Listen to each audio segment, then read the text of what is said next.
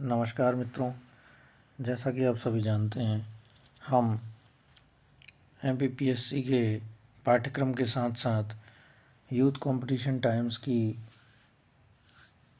प्रश्नावली भी पढ़ रहे हैं, प्रश्नोत्तरी भी पढ़ रहे हैं और जिसके अंतर्गत इकाई 4 चल रही है। तो हम बिना समय व्यर्थ किए पढ़ना प्रारंभ करते हैं। प्रश्न है, शोभा सरसाने न बखाने जात के भांति आने हैं पहाड़ मानो काजर के ढोए के। यह काव्य पंक्ति किसकी है? शोभा सरसाने न बखाने जात केहू भांति आने हैं पहाड़ मानो काजर के ढोए के। यह सेनापति जी की कविता है, काव्य पंक्तियाँ हैं। सेनापति भक्तिकाल एवं रीतिकाल के संधि युग के कवि हैं। इनके पिता का नाम गंगाधर था। इनके द्वारा रचित 2 ग्रंथों का उल्लेख होता है, कवित्त रत्नाकर और काव्य कल्पद्रुम। कवित्त रत्नाकर 5 तरंगों में विभक्त है। इस ग्रंथ में कुल मिलाकर 394 छंद हैं। अगला प्रश्न है, शिवराज भूषण में कितने अलंकारों का निरूपण किया गया है? शिवराज भूषण में 105 अलंकारों का निरूपण किया गया है। शिवराज भूषण कवि भूषण की प्रसिद्ध रचना है, जो एक अलंकार निरूपण ग्रंथ है। इसमें 99 अर्थालंकार, 4 शब्दालंकार, शेष 2 चित्र और संकर नामक अलंकारों का वर्णन है। उसके साथ साथ कवित्त सवैया छप्पय आदि छंदों में शिवाजी का चरित्र चित्रण, तत्कालीन इतिहास एवं शिवाजी संबद्ध प्रसंगों का प्रामाणिक वर्णन हुआ है। चिंतामणि और मतीराम भी महाकवि भूषण के भाई थे। महाकवि भूषण का जन्म 1613 ईस्वी में तथा निधन 1715 ईस्वी में माना जाता है। छत्रसाल दशक और शिवा बावनी इनके अन्य उपलब्ध ग्रंथ थे। अगला प्रश्न है, घनानंद की कविता में निम्नलिखित में से कौन सी विशेषता नहीं पाई जाती है? कौन सी विशेषता नहीं पाई जाती है? भाषा की लाक्षणिकता पाई जाती है, भाषा की व्यंजकता भी पाई जाती है, उक्ति वैचित्र भी पाया जाता है, लेकिन संध्या भाषा नहीं पाई जाती। संध्या भाषा सिद्धों की परंपरा में, सिद्धों के साहित्य में पाई जाती थी। घनानंद की कविता में संध्या भाषा की विशेषता नहीं पाई जाती। घनानंद की कविता में लौकिक प्रेम तथा विरह वर्णन की सर्वोपरि विशेषता पाई जाती है। इनकी कविता में भाषा की लाक्षणिकता, भाषा की व्यंजकता और उक्ति वैचित्र की विशेषता पाई जाती है। घनानंद की कविता की एक विशेषता घनानंद द्वारा प्रयुक्त मर्मोक्तियाँ भी हैं। घनानंद रीतिकाल के रीतिमुक्त धारा के कवि हैं। इनकी प्रमुख काव्य कृतियाँ हैं सुजान सागर, इश्क लता, विरह लीला, वियोग वेली, यमुना यश और प्रीति पावस। अगला प्रश्न है, रामचंद्र शुक्ल ने हिंदी साहित्य का इतिहास में देव के कितने ग्रंथों का उल्लेख किया है? देव के 23 ग्रंथों का उल्लेख किया है रामचंद्र शुक्ल ने, जिनमें से भाव विलास, अष्टयाम, भवानी विलास, सुजान विनोद, प्रेम तरंग, राग रत्नाकर, कुशल विलास, देवचरित, प्रेम चंद्रिका, जाति विलास, रस विलास, काव्य रसायन या शब्द रसायन, सुख सागर तरंग, वृक्ष विलास, पावस विलास, ब्रह्म दर्शन 25, तत्व दर्शन 25, आत्मदर्शन 25, जगत दर्शन 25, रसानंद लहरी, रे प्रेम दीपिका, नक्षिक, प्रेम दर्शन इत्यादि हैं। सर्वप्रथम शिव सिंह सेंगर ने देव की रचनाओं की संख्या 72 बताई है। कुछ विद्वानों ने इनकी 52 ग्रंथों का उल्लेख किया है। अगला प्रश्न है, घनानंद की कविता से संबंधित सही तथ्य है। घनानंद ने वियुक्त व्यथा की सैकड़ों अंतर्दशाओं के मार्मिक चित्र खींचे हैं। सही है। उसके बाद में घनानंद ने सिर्फ कवित्त सवैयों की रचना की है, यह गलत है। घनानंद के यहाँ प्रेम का विषय सांसारिक प्राणी भी हो सकता है और परमेश्वर भी, यह भी सही है। घनानंद की कविता अभिधा मूलक है, गलत है। 1 और 3 उत्तर हुआ बी। घनानंद के यहाँ प्रेम का विषय सांसारिक प्राणी भी हो सकता है और परमेश्वर भी हो सकता है। अगला प्रश्न है, तो पर वारूं उर्वशी सुनि राधिके सुजान, तू मोहन के उर्वशी होय उर्वशी समान। इस दोहे में सखी राधा से क्या कह रही है? राधा के रूप की तारीफ कर नायक से प्रेम करने के लिए उत्कंठित करती है, नायक की बेवफाई के कारण उससे दूर रहने की सलाह देती है, नायक की धृष्टता के कारण मान करने को कहती है, राधा के रूप की तारीफ करके उसका मान छुड़ाती है। डी उत्तर है। अगला प्रश्न है, निम्नलिखित में से क्या क्या केशव दास के बारे में सही है? वे इंद्रजीत सिंह के दरबारी कवि थे। सही है। इनकी कविता में अलंकारों का प्रयोग बहुत कम हुआ है। गलत है। बहुत ज़्यादा हुआ है, जबकि इन्होंने केवल चौपाई छंद में लिखा है। यह भी गलत है। ये अलंकारवादी आचार्य थे, तो चौपाई छंद अकेला उपयोग नहीं किया इन्होंने। इनकी कृति वीर सिंह देव चरित है। ये सही है। 1 और 4 उत्तर हुआ डी। इनकी अन्य कृतियां हैं रसिक प्रिया, कवि प्रिया, छंदमाला, वीर सिंह देव चरित, रामचंद्रिका, रतन भावनी, विज्ञान गीता इत्यादि। अगला प्रश्न है, सूची 1 और सूची 2 में सुमेलित कीजिए। सूची 1 और सूची 2 से सुमेलित कीजिए। श्रृंगार मंजरी जो है चिंतामणि की है, साहित्य सागर मतीराम की है, रस सारांश भिखारी दास का है, प्रेमचंद्रिका देव की है। उत्तर हुआ बी। अगला प्रश्न है, भाषाभूषण का विवेच्य है। भाषाभूषण का विवेच्य है अलंकार। भाषाभूषण ग्रंथ के लेखक जसवंत सिंह हैं। इस ग्रंथ में 212 दोहों में अलंकारों का निरूपण है। जसवंत सिंह हिंदी साहित्य के प्रधान आचार्य या शिक्षक के रूप में प्रसिद्ध हैं। इनकी प्रमुख रचनाएं हैं प्रबोध चंद्रोदय, अपरोक्ष सिद्धांत, अनुभव प्रकाश, सिद्धांत सार इत्यादि। निम्नलिखित में से कौन वीर रस का कवि नहीं है? वीर रस का कवि पद्माकर नहीं है। पद्माकर रीतिकाल के रीतिपद धारा के श्रृंगार कवि हैं। पद्माकर भट्ट ने होली, फाग और त्योहारों का वर्णन पूरी तल्लीनता के साथ किया है। इनकी प्रसिद्ध पंक्ति है, फागु की भीर अबीरन के मैं गही गोविंद ले गई भीतर गोरी। शेष तीनों कवि वीर रस के कवि हैं। अगला प्रश्न है, निम्नलिखित में से कौन सी रचना घनानंद की नहीं है? प्रीति प्रवास है, वियोग वेली है, सुजान हित प्रबंध है, श्रृंगार विलास नहीं है। उत्तर हुआ डी। श्रृंगार विलास सोमनाथ की रचना है। इनकी अन्य रचनाएं हैं रस पीयूष निधि, कृष्ण लीलावती, सुजान विलास, माधव विनोद। घनानंद रीति मुक्त धारा के प्रमुख कवि हैं। आचार्य रामचंद्र शुक्ल ने घनानंद के विषय में लिखा है, इनकी सी विशुद्ध, सरस और शक्तिशालिनी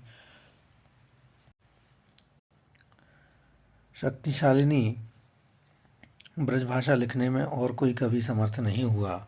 घनानंद के विषय में लिखा है इन्होंने, विशुद्धता के साथ प्रौढ़ता और माधुर्य भी अपूर्व है। सुजान सार, इश्क लता, विरह लीला, वियोग वेली, यमुना, यश तथा रस केली वली इनकी प्रमुख रचनाएं हैं। अगला प्रश्न है, निम्नलिखित में से कौन कवि और आचार्य दोनों रूप में प्रतिष्ठित थे?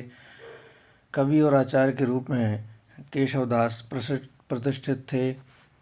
इनका जन्म 1555 ईस्वी में बुंदेलखंड के ओरछा नामक नगर में हुआ था।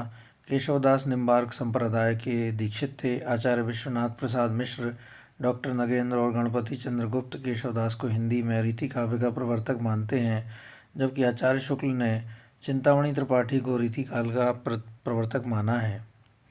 गणपति चंद्रगुप्त, डॉक्टर नगेंद्र और विश्वनाथ प्रसाद मिश्र केशवदास को रीति काव्य का प्रवर्तक मानते हैं। आचार्य शुक्ल चिंतामणि त्रिपाठी को मानते हैं। आचार्य शुक्ल केशवदास को अलंकारवादी कवि मानते हैं। अगला प्रश्न है, आचार्य रामचंद्र शुक्ल ने साक्षात रस मूर्ति किस कवि को कहा है? आचार्य रामचंद्र शुक्ल ने साक्षात रस मूर्ति घनानंद को कहा है। ये साक्षात रस मूर्ति और ब्रजभाषा काव्य के प्रधान स्तंभों में हैं। इनकी प्रमुख काव्य कृतियाँ हैं सुजान सार, इश्क लता, विरह लीला, वियोग वेली, कोकसार, रस केली वली, यमुना यश। अगला प्रश्न है, निम्न में से किस रीतिकालीन कवि ने लक्षण ग्रंथ की रचना नहीं की है? लक्षण ग्रंथ की रचना बिहारी लाल ने नहीं की है। बिहारी लाल की पहचान मुक्तक काव्य के कारण है। मुक्तक काव्य के संदर्भ में ग्रियर्सन का कथन है, भारतीय काव्यानंद का सम्यक रूप से यदि प्रस्फुटन हुआ है तो वह उसके मुक्तक काव्य के रूप में ही हुआ है। बिहारी की एकमात्र रचना बिहारी सतसई है, जिसमें कुल 719 दोहे हैं। जगन्नाथ दास रत्नाकर के अनुसार 713 दोहे हैं। शुक्ल जी ने लिखा है कि इनके दोहे क्या हैं? रस के छोटे छोटे छींटे हैं। अगला प्रश्न है, तो उपदेश का भाषा अनुवाद किसने किया है? पद्माकर ने किया है। पद्माकर ने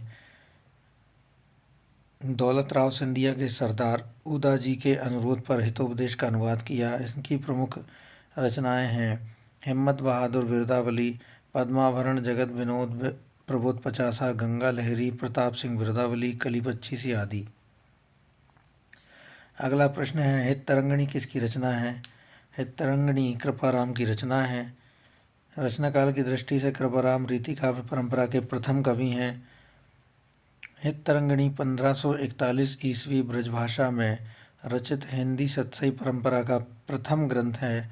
चिंतामणि त्रिपाठी को आचार्य रामचंद्र शुक्ल ने रीति काव्य का प्रवर्तक माना है। रस विलास, कविकुल, कल्पतरु, काव्य प्रकाश, कवित्त विचार चिंतामणि की प्रमुख रचनाएं हैं। कवि ग्वाल ने यमुना लहरी, दूषण दर्पण, कुब्जाष्टक, रसरंग आदि काव्य कृतियों की रचना की है।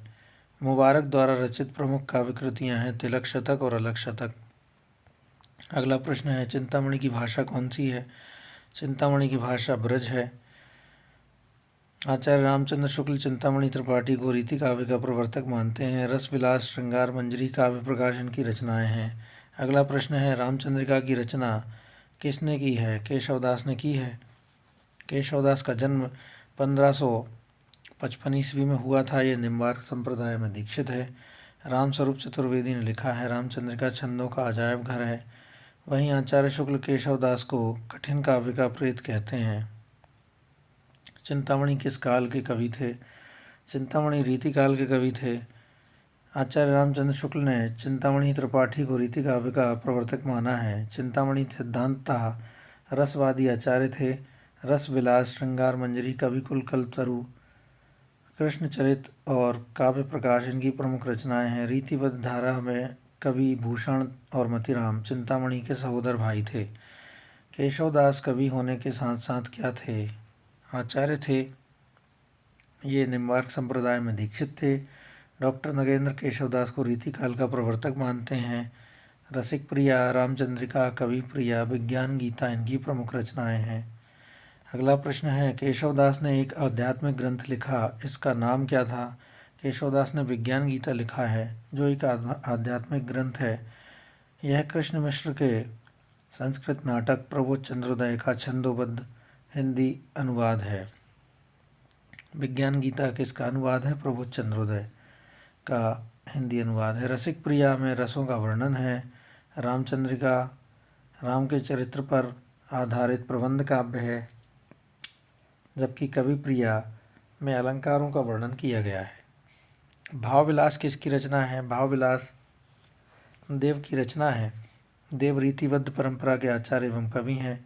इनका मूल नाम देवदत्त था। इनकी अन्य रचनाएं हैं अष्टयाम, राग रत्नाकर, रस विलास, सुजान विनोद, प्रेम तरंग आदि। पद्माभरण, जगत विनोद, प्रबोध पचासा, पद्माकर भट्ट की प्रमुख रचनाएं हैं। घनानंद की रचनाएं हैं सुजान सार, इश्क लता, विरह लीला, वियोग वेली। बिहार की रचना बिहारी सतसई है। यह पंक्ति किस काव्य की प्रशस्ति में कही गई है? किस कवि की प्रशस्ति में कही गई है? चाह के रंग में भीज्यो हियो, बिछुरे मिले प्रीतम शांति न माने। यह घनानंद के लिए कही गई हैं। चाह के रंग में भीजो हियो, विछुरो मिले प्रीतम शांति न माने। भाषा प्रवीण सुछंद सदा रहे, सो घनजू के कवित्व बखानो। आचार्य रामचंद्र शुक्ल ने घनानंद के विषय में कहा है, इनकी सी विशुद्ध, सरस और शक्तिशालिनी ब्रजभाषा लिखने में और कोई कवि समर्थ नहीं हुआ। रसराज ग्रंथ के रचयिता कौन हैं? मतिराम हैं। इनके अन्य प्रमुख ग्रंथ साहित्यसार, ललित ललाम, अलंकार पंचाशिका तथा वृत्त कौमुदी हैं। आचार्य रामचंद्र शुक्ल ने लिखा है, मतिराम की सी रस स्निग्ध और प्रसादपूर्ण भाव रीति का अनुसरण करने वालों में बहुत ही कम मिलती है। भूषण के काव्य की भाषा क्या है? भाषा है उनकी ब्रज। भूषण ब्रज भाषा में वीर रस के कविता करने वाले सर्वप्रथम कवि हैं। भूषण ने सारा काव्य ब्रज भाषा में रचा है। भूषण ने मुक्तक शैली में काव्य की रचना की है। इनकी रचनाएं शिवराज भूषण, शिवा वामनी और छत्रसाल दशक वीर रस के से ओतप्रोत हैं। आचार्य रामचंद्र शुक्ल ने लिखा है, भूषण के वीर रस के उद्गार सारी जनता के हृदय की संपत्ति हुए। शिवाजी और छत्रसाल की वीरता के वर्णनों को कोई कवियों की झूठी खुशामद नहीं कह सकता। अगला प्रश्न है, पद्माकर का सर्वश्रेष्ठ ग्रंथ किसे माना जाता है? प्रबोध पचासा को माना जाता है। भूमिजा नागार्जुन की रचना है। गीतावली तुलसीदास की रचना है। नल दमयंती राजा रवि वर्मा की रचना है। आचार्य रामचंद्र शुक्ल, अगला प्रश्न है, आचार्य रामचंद्र शुक्ल भक्ति काल सगुण धारा फुटकल रचनाएं शीर्षक के अंतर्गत परिगणित किस कवि के लिए कहा है कि खालिस्तान को कभी हृदय नहीं मिला था? उनमें वह सहृदय और भावुकता न थी जो एक कवि में होनी चाहिए। वे संस्कृत साहित्य से सामग्री लेकर अपने साहित्य और रचना कौशल की धाक जमाना चाहते थे। यह उन्होंने केशवदास के लिए कहा है। केशवदास को कवि हृदय नहीं मिला था, उनमें से वह भाषा हृदयता और भावुकता न थी जो एक कवि में होनी चाहिए। वे संस्कृत साहित्य से सामग्री लेकर अपने साहित्य और रचना कौशल की धाक जमाना चाहते थे। आचार्य रामचंद्र शुक्ल भक्ति काल सगुण धारा फुटकल रचनाएं शीर्षक के अंतर्गत परिगणित केशवदास के लिए इन्होंने कहा है। अगला प्रश्न है, रचना काल के अनुसार निम्नलिखित काव्य कृतियों का सही क्रम लिखिए। ललित ललाम तो पहले आ ही जाएगा। ललित ललाम के बाद इनका सन भी देख लेते हैं। मतीराम ने लिखी है ललित ललाम 1664 ईस्वी में। फिर देव ने 1689 ईस्वी में भाव विलास लिखा है। फिर 1750 ईस्वी में भिखारी दास ने श्रृंगार निर्णय लिखा है। जगत विनोद पद्माकर भट्ट ने 1803 से 1821 ईस्वी में लिखा है। महाकवि देव का मूल नाम देवदत्त था। देव आचार्य और कवि दोनों रूप में प्रसिद्ध हैं। अगला प्रश्न है, नाही करे थोरी मांगे सब देन कहे किस कवि की पंक्ति है? सेनापति की पंक्ति है। नाही करे थोरी मांगे सब देन कहे मंगन को देखी पट देत बार बार है। सेनापति के दो ग्रंथ हैं, कवित रत्नाकर और काव्यकल्प ध्रुम। अगला प्रश्न है, सुजान विनोद किसकी रचना है? देव की रचना है। इनका मूल नाम देवदत्त था। देव आचार्य और कवि दोनों रूप में प्रसिद्ध हैं। देव कविता में अविधा को महत्व देते हैं, ये बहुत महत्वपूर्ण है। काव्य रसायन की प्रसिद्ध उक्ति है, अविधा उत्तम काव्य है। मध्य लक्षणालीन अधम व्यंजना रस विरस उल्टी कहत नवीन, यह देव ने ही कही है। अगला प्रश्न है, काव्य निर्णय के रचयिता कौन है? भिखारी दास हैं। ये रीतिकाल के रीतिबद्ध धारा के कवि हैं।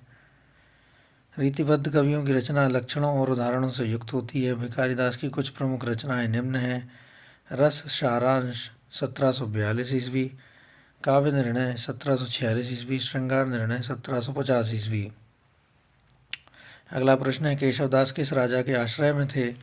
केशवदास ओरछा के राजा इंद्रजीत सिंह के आश्रय में थे और इंद्रजीत सिंह के गुरु और राजाश्रित कवि भी थे। केशवदास का जन्म 1555 ईस्वी में हुआ है। ये निम्बार्क संप्रदाय में दीक्षित थे। इनकी प्रमुख रचनाएं हैं रसिक प्रिया, रामचंद्र का कवि प्रिया, विज्ञान गीता, रतन भावनी। अगला प्रश्न है, बिहारी ने अपने काव्य में किस छंद को अपनाया है? बिहारी ने अपने काव्य में दोहा छंद को अपनाया है। बिहारी दोहा के बादशाह हैं। किसने लिखा है? ये बलदेव उपाध्याय ने लिखा है। बिहारी की एकमात्र रचना बिहारी सत्सई है। इश्कनामा के रचयिता बोधा हैं। बोधा रीतिकाल के रीति मुक्त धारा के कवि हैं। इनकी अन्य प्रमुख रचना विरह वारिश है। इश्कनामा और विरह वारिश इनकी दो रचनाएं हैं। रीति मुक्त काव्य के अन्य कवि आलम घनानंद ठाकुर और द्विजदेव हैं। आलम घनानंद ठाकुर द्विजदेव। रसलीन का मूल नाम क्या है? सैयद गुलाम नबी इनका मूल नाम था। यह रीतिकालीन कवि हैं, रीतिबद्ध शाखा के कवि हैं। प्रमुख रूप से इनकी दो रचनाएं हैं, अंग दर्पण और रस प्रबोध। अंग दर्पण पूछी जाती है बहुत बार। अंग दर्पण में अंगों का उपमा उत्प्रेक्षा से युक्त चमत्कारपूर्ण वर्णन है। रस प्रबोध दोहों में रस निरूपण संबंधी ग्रंथ है। अगला प्रश्न है, निम्नलिखित में से रीतिकालीन काव्य को प्रवृत्ति नहीं है, आचार्यत्व प्रदर्शन तो है, अलंकारिकता के प्रति विशेषाग्रह भी है, नारी के आदर्श रूप का चित्रण नहीं है, यह कामी रूप का चित्रण करते हैं, नक्षिक वर्णन है। नारी के आदर्श रूप का चित्रण की इसमें प्रवृत्ति नहीं है। नारी के बाह्य रूप स्थूल और मांसल चित्रण में कभी अधिक रमे हुए थे, क्योंकि इस काल में स्त्री को भोग विलास की वस्तु मात्र समझा जाता था। रीतिकालीन काव्य की प्रमुख प्रवृत्तियां हैं, आचार्यत्व प्रदर्शन, आश्रयदाताओं की प्रशंसा, अलंकारिकता के प्रति विशेष आग्रह और ब्रजभाषा की प्रधानता। अगला प्रश्न है, मेरी भव बाधा हरो राधा नागरी सोई, जातन की झाई परे श्याम हरिद्युति होई में रेखांकित अंश में संकेतित है नहीं है। मन के कलुष को दूर करना ये तो है ही। गौरवर्णी राधावर्णी, राधा का श्याम वर्णी होना ये नहीं है। श्याम रंग का हरित वर्ण होना, हरित द्युति, कृष्ण की कांति कम होना। उत्तर है गौरवर्णी राधा का श्याम वर्णी होना। रेखांकित अंश में गौरवर्णी राधा का श्याम वर्णी होना संकेतित नहीं है। प्रस्तुत दोहे में बिहारी जी कहते हैं कि वह चतुर राधिका जी मेरे सांसारिक कष्टों को दूर करें, जिनके पीली आभा वाले गोरे शरीर की झाई यानी प्रतिबिंब पड़ने से श्याम वर्ण के कृष्ण हरित वर्ण की द्युति वाले अर्थात हरे रंग के हो गए हैं, अर्थात श्री कृष्ण भी भीख की कांति वाले हो गए हैं। कविवर बिहारी 1595 से 1663 ईस्वी इनका समय है। निम्बार्क संप्रदाय में दीक्षित थे। इनके गुरु का नाम था नरहरि दास। बिहारी रीतिकाल की रीति सिद्ध कवि धारा के प्रतिनिधि कवि हैं तथा यह जयपुर के राजा जयसिंह के आश्रित कवि थे। राधा चरण गोस्वामी ने बिहारी को पीयूष वर्षी मेघ की उपमा दी है। बिहारी लाल की एकमात्र रचना बिहारी सत्सई है। दोहा छंद में रचित यह रचना है और इसकी भाषा परिनिष्ठित साहित्यिक ब्रज भाषा है। अगला प्रश्न है, सनिकत जल चक जख लगन, उपज्यो सुदिन सनेहु, क्यों न नृपति होय भोगवे, लही सुदेशु सब देहु। इस दोहे में बिहारी के किस विशिष्ट ज्ञान का परिचय प्राप्त होता है? यह ज्योतिष विषयक ज्ञान है। शेष विकल्प गलत हैं। प्रस्तुत दोहे में सखी नायिका कह रही, शनि ग्रह के नेत्र रूपी मीन राशि में स्थित होने से शुभ मुहूर्त में जो स्नेह रूपी शिशु उत्पन्न हुआ है वह राजा होकर संपूर्ण शरीर रूपी सुंदर प्रदेश को क्यों नहीं भोगेगा। इस दोहे में सखी अपनी वाक चातुरी द्वारा नायिका के हृदय में नायक के प्रति प्रेम उत्पन्न करने का प्रयास करती है। कहा जाता है कि शनि ग्रह जब मीन राशि में हो उस समय जिस शिशु का जन्म होता है वह शिशु ज्योतिष के अनुसार कीर्तिमान राजा होता है। बिहारी को रामचंद्र शुक्ल ने रसवादी तथा डॉक्टर नगेंद्र ने ध्वनिवादी काव्य कहा है। रामचंद्र शुक्ल ने रसवादी, नगेंद्र ने ध्वनिवादी। बिहारी के काव्य को पद्म सिंह शर्मा ने शक्कर की रोटी कहा है। अगला प्रश्न है, तो पर वारु उर्वशी सुन राधिके सुजान, तू मोहन के उर्वशी है उर्वशी समान। रत्नाकर जी ने उर्वशी का क्रमशः अर्थ किया है। पहले तो अप्सरा विशेष, फिर उर्वशी, फिर भूषण विशेष। दोहा कविवर बिहारी द्वारा रचित है। तो पर वारो उर्वशी सुन राधिके सुजान। इस दोहे में कृष्ण कहते हैं कि हे सुजान राधिके, तुम यह समझ लो कि मैं तुम्हारे रूप सौंदर्य पर उर्वशी जैसी नारी को भी न्यौछावर कर सकता हूँ। कारण यह है कि तुम तो मेरे हृदय में उस प्रकार निवास करती हो जिस प्रकार उर्वशी नामक आभूषण हृदय में निवास करता है। इस दोहे से कवि ने उर्वशी शब्द के द्वारा यमक अलंकार का चमत्कार दिखाया है। प्रस्तुतिकरण शैली अलंकारिक और चमत्कारिक है।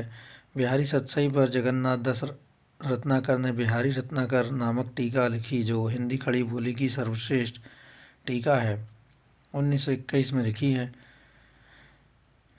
बिहारी सत्सई पर हाल कृत, गाथा सप्तशती, अमरुक कृत, अमरुक शतक और गोवर्धनाचार्य कृत आर्या सप्तशती का प्रभाव पड़ा है।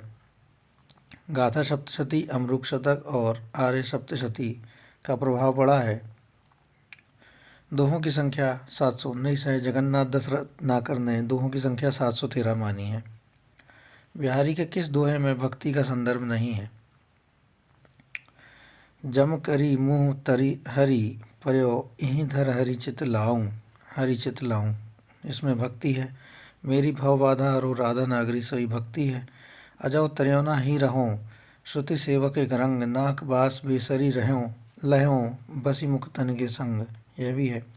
फिर चितु ही रहतूं टूटी लाज की लाओ, अंग अंग छवि झोर में भयों बोर की नाव, यह इसमें भक्ति का संदर्भ नहीं है। इस दोहे में पूर्वानुरागिनी नायिका अंतरागिनी सखी से अपनी स्नेह दशा का वर्णन करती है। शेष दोहे में बिहारी के भक्ति का संदर्भ विद्यमान है। बिहारी की ऊहात्मक उक्तियों पर फारसी कविता का प्रभाव माना जाता है। संस्कृत के आचार्य बलदेव उपाध्याय ने हाल गाथा के गोवर्धन आर्या के तथा बिहारी दोहा के बादशाह कहा है। किसने कहा है? बलदेव उपाध्याय ने कहा है। संस्कृत के आचार्य बलदेव उपाध्याय ने कहा है हाल गाथा के बादशाह हैं, गोवर्धन आर्या के बादशाह हैं, बिहारी दोहा के बादशाह हैं। बिहारी सतसई पर 50 से अधिक टीकाओं का उल्लेख है। बिहारी लाल के पुत्र कृष्ण लाल कवि ने बिहारी सतसई की टीका सर्वप्रथम सवैया छंद में ब्रजभाषा में लिखी। आचार्य शुक्ल ने बिहारी के मुक्तक में संदर्भ में लिखा है, यदि प्रबंध काव्य एक विस्तृत वनस्थली है तो मुक्तक एक चुना हुआ गुलदस्ता है। आचार्य शुक्ल के अनुसार बिहारी सतसई पर सबसे उत्तम और प्रमाणिक टीका जगन्नाथ दास रत्नाकर कृत बिहारी रत्नाकर है। पंडित परमानंद ने श्रृंगार सप्तशती शीर्षक से संस्कृत में और मुंशी देवी प्रसाद प्रीतम ने गुलदस्त बिहारी के कुछ दोहों पर कुंडलीय छंद की रचनाएं की हैं। बिहारी सतसई की भूमिका के रचनाकार पद्म सिंह शर्मा है। अगला प्रश्न है, स्वच्छंद प्रवाह के प्रमुख कर्ताओं में रसखान, आलम, ठाकुर, घनानंद, दुबोधा, द्विजदेव का नाम लिखा जा सकता है। इन सब में श्रेष्ठ घनानंद ही प्रतीत होते हैं। यह कथन किसका है? यह कथन विश्वनाथ प्रसाद मिश्र का है। घनानंद 1689 ईस्वी से 1739 ईस्वी तक समय था इनका। दिल्ली के मुगल बादशाह मोहम्मद शाह रंगीले के मीर मुंशी थे। दिल्ली से निकाले जाने के पश्चात वे वृंदावन आकर निम्बार्क संप्रदाय में दीक्षित हुए। घनानंद को रीतिकाल का साक्षात रस मूर्ति और प्रेम का पीर का कवि कहा है। आचार्य विश्वनाथ प्रसाद मिश्र ने घनानंद की संपूर्ण रचनाओं का संग्रह घनानंद ग्रंथावली शीर्षक से किया। इसमें कुल 502 छंद हैं। आचार्य रामचंद्र शुक्ल ने लिखा है, प्रेम की पीर ही को लेकर इनकी वाणी का प्रादुर्भाव हुआ। प्रेम मार्गी का ऐसा प्रवीण और धीर पथिक तथा जवादानी का ऐसा दावा रखने वाला ब्रजभाषा का दूसरा कवि नहीं हुआ। अगला प्रश्न है, मीत सुजान अनीत करो जिन हा न होजिए मोही अमोही, डीठी को और कहूँ नहीं ठोर, फिरी द्रग रावरे रूप की दोही, एक बिसास की टेक कहे लगी आस रहे बसी प्राण बटोही, हाओ घन आनंद जीवन मूल दई कित प्यासनी मारत मोही। उक्त सवैये के संदर्भ में किस विकल्प में विरोधी भाव नहीं है? विरोधी भाव मीत अनीत में है, मोही अमोही में है, जीवन मूल प्यासनी में है, डीठी ढोर में नहीं है। उत्तर हुआ डी। डीठी ढोर में विरोधी भाव नहीं है। कवि घनानंद के इस छंद में सुजान के भावनात्मक अत्याचारों का कड़ा विरोध किया है। घनानंद की प्रमुख काव्य कृतियाँ निम्नलिखित हैं, सुजानसार, इश्कलता, विरह लीला, वियोगवेली, कोकसार, कृपाकंद, रसकेलीवली, यमुनायश। सुजानसार, इश्कलता, विरह लीला, वियोगवेली, कोकसार, कृपाकंद, रसकेलीवली, यमुनायश। विरह लीला और इश्कलता फारसी के छंद में लिखा गया है। इनका प्रमुख अलंकार विरोधाभास है। भारतेंदु हरिश्चंद्र ने घनानंद की रचनाओं का संग्रह सुंदरी तिलक शीर्षक से प्रकाशित कराया था। ब्रजनाथ ने घनानंद की रचनाओं का सर्वप्रथम संकलन किया। घनानंद रीतिकाल की रीतिमुक्त काव्यधारा के प्रतिनिधि कवि हैं। घनानंद, आलम, बोधा, ठाकुर, द्विजदेव रीतिमुक्त काव्यधारा के प्रसिद्ध कवि हैं। अगला प्रश्न है, निम्न में से कौन सा ग्रंथ केशव का नहीं है? यह भाषा भूषण है क्योंकि यह जसवंत सिंह का है। सिद्धांत बोध, आनंद विलास और भाषा भूषण महाराज जसवंत सिंह ने लिखे हैं। केशवदास की कृतियां हैं रसिक प्रिया, कवि प्रिया, रामचंद्रिका, रतन भावनी, जहांगीर, जस चंद्रिका, विज्ञान, गीता, छंदमाला इत्यादि। आचार्य शुक्ल ने केशव को कठिन काव्य का प्रेत कहा है। रामस्वरूप चतुर्वेदी ने रामचंद्रिका को छंदों का अजायब घर कहा है। अगला प्रश्न है, रीतिकाल के कौन से प्रसिद्ध कवि भारतेंदु के पिता थे? गिरधर कवि राय या गोपाल चंद्र गिरधर दास या केशव या वैनी प्रवीण? तो गोपाल चंद्र गिरधर दास इनके पिता थे और उन्होंने नहुष नाटक लिखा था। नहुष नाटक लिखने का श्रेय उन्हीं को प्राप्त है। भारतेंदु इनके संबंध में लिखते थे कि जिद श्री गोपाल चंद्र गिरधर दास कवि रचे ग्रंथ 40। इन्होंने 40 ग्रंथ लिखे हैं। गोपाल चंद्र गिरधर दास ने 2 काव्य कृतियों भारती भूषण और छंदो वर्णन की रचना की है। अगला प्रश्न है, कवित्व रत्नाकर में कितने अध्याय हैं? 5 अध्याय हैं या तरंग हैं कहलाती हैं। इनमें 394 छंद में रामकथा का वर्णन है। इनकी एक अन्य रचना है काव्य कल्पद्रुम। बिहारी सतसई में कितने दोहे हैं? 713, 719, 713 लगाना है हमें, किंतु जगन्नाथ दास रत्नाकर ने 713 माना, इसलिए उत्तर 713 माना जाएगा। बिहारी सतसई की लोकप्रियता का आधार कल्पना की समाहार शक्ति है, याद रखिएगा। आचार्य शुक्ल, जिस कवि में कल्पना की समाहार शक्ति के साथ भाषा की समाहार शक्ति जितनी अधिक होगी उतनी ही वह मुक्तक रचना में सफल होगा। बिहारी सतसई के संदर्भ में किसी ने ठीक कहा है, सतसैया के दोहरे जो नाविक के तीर देखन में छोटन लगे, भेदें सकल शरीर। अगला प्रश्न है, रीतिकाल को अलंकृत काल संज्ञा किसने दी है? मिश्र बंधु ने दी है।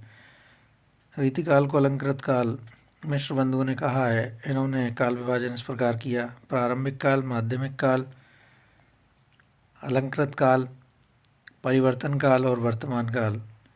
प्रारंभिक, माध्यमिक और अलंकृत को इन्होंने पूर्व और उत्तर के मामले में विभक्त किया है। परिवर्तन काल और वर्तमान काल इन्होंने बिना दूसरा नाम किए ही लिख के रखा है, सीधा सीधा नाम लिखा है। अगला प्रश्न है, निम्न में से फूलमंजरी कृति की रचना किसने की है? फूलमंजरी की रचना की मतीराम ने की है। इसमें 60 दोहों में किसी एक फूल का वर्णन किया गया है। रस सिद्ध कवियों और आचार्यों में इनका प्रमुख स्थान है। मतीराम ने यह रचना की है। चिंतामणि के ये सगे भाई थे। आचार्य शुक्ल ने कहा है, रीतिकाल के प्रतिनिधि कवियों में पद्माकर को छोड़कर और किसी कवि में मतीराम की सी चलती भाषा और सरल व्यंजना नहीं मिलती। आचार्य हजारी प्रसाद द्विवेदी इन्हें गृहस्थी का कवि कहते हैं। किसको? मतीराम को। मतीराम ने जहांगीर के आदेश पर गुले अफशा फूलमंजरी लिखा।